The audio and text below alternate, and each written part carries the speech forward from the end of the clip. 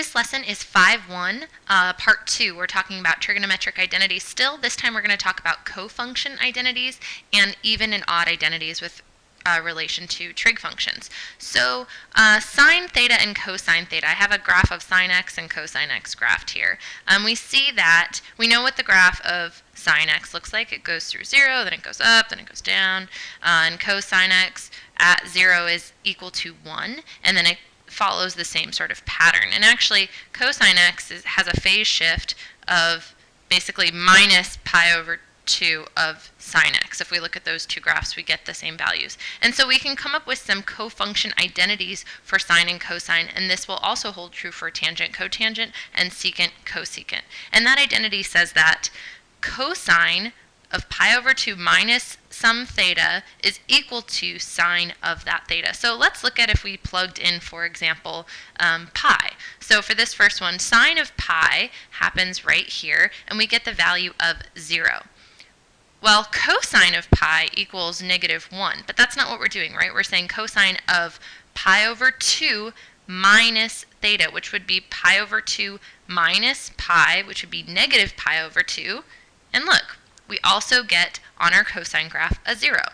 That holds true for all of these, and it's always going to be pi over 2 minus that theta. So sine theta equals cosine of pi over 2 minus theta. Cosine equals sine of pi over 2 minus theta. All of them are just pi over 2 minus theta.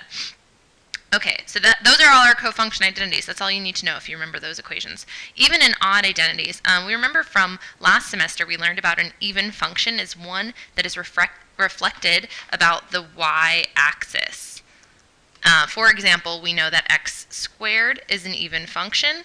Looks like this. It has a reflection across y. And if we plugged in some x here, we plugged in some negative x here, both times we get f of x, which means f of x equals f of negative x. Like if you think of x squared, if you plug in 2, you get 4. If you plug in -2, you still get 4. So an odd function is one that is reflected about the origin. For this one, we remember like x cubed sort of works like this, where if you plugged in x, let's say our x is 2. 2 is an easy one to know. This function is x cubed. If we plugged in 2, we would get 8. If we plugged in -2, we get -8, which means f of x equals the negative f of the negative x.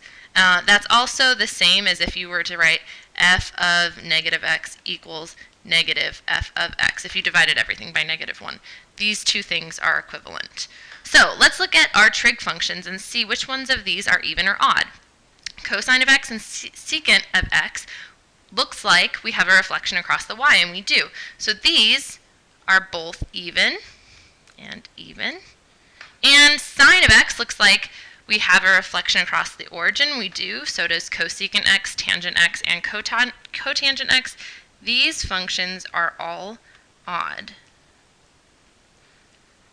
which means we can write some equations using that identity f of x equals f of negative x for even functions. That means cosine of theta equals cosine of negative theta. Secant theta equals secant of negative theta. And for our odd functions, we're going to have a negative and a negative. So that means sine of theta equals negative sine of negative theta. Cosecant is negative cosecant of negative theta. Tangent theta is equal to negative tangent of negative theta, and cotangent theta equals negative cotangent of negative theta. So this means if you knew the value of cotangent of, I don't know, pi over 2 or something, that would be the same as the negative cotangent of the negative pi over 2. That applies for all of these.